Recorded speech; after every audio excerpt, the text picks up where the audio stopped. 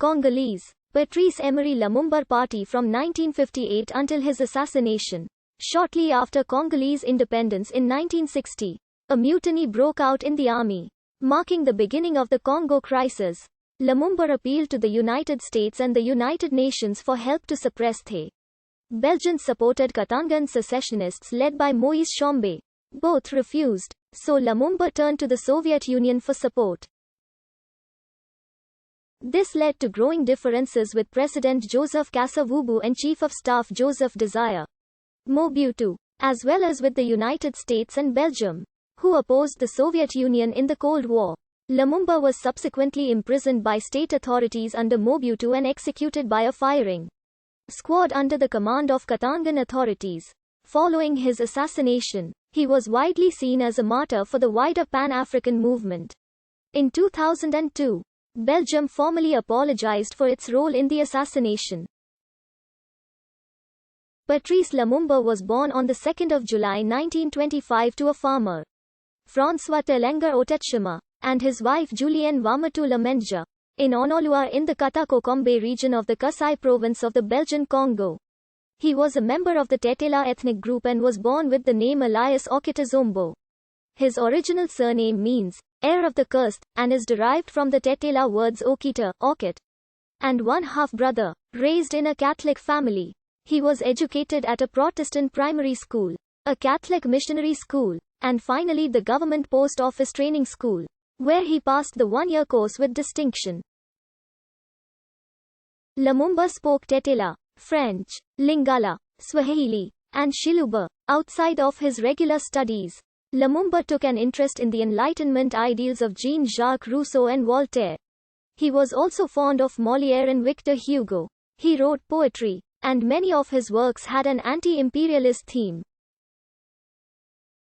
He worked as a traveling beer salesman in Leopoldville and as a postal clerk in a Stanleyville post office for 11 years. In 1951, he married Pauline Opang. In the period following World War II, young leaders across Africa increasingly worked for national goals and independence from the colonial powers. In 1955, Lumumba became regional head of the circles of Stanleyville and joined the Liberal Party of Belgium. He edited and distributed party literature. After a study tour in Belgium in 1956, he was arrested on charges of embezzlement of $2,500 from the post office. He was convicted and sentenced 1 year later to 12 months imprisonment and a fine. After his release, Lumumba helped found the movement National Congolais Party on 5 October 1958, and quickly became the organization's leader. The MNC, unlike other Congolese parties developing at the time, did not draw on a particular ethnic base. It promoted a platform that included independence, gradual Africanization of the government, state-led economic development, and neutrality in foreign affairs.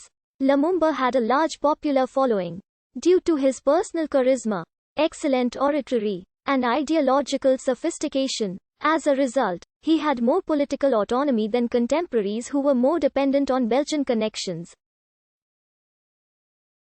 Lumumba was one of the delegates who represented the MNC at the All-African People's Conference in Accra, Ghana, in December 1958. At this international conference, hosted by Ghanaian President Kwame Nkrumah, Lumumba further solidified his Pan-Africanist beliefs. Nkrumah was personally impressed by Lumumba's intelligence and ability. In late October 1959, Lumumba, as leader of the MNC, was arrested for inciting an anti-colonial riot in Stanleyville. 30 people were killed. He was sentenced to 69 months in prison.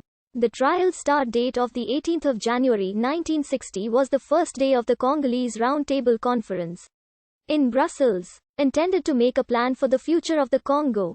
Despite Lumumba's imprisonment, the MNC won a convincing majority in the December local elections in the Congo. As a result of strong pressure from delegates upset by Lumumba's trial, he was released and allowed to attend the Brussels conference.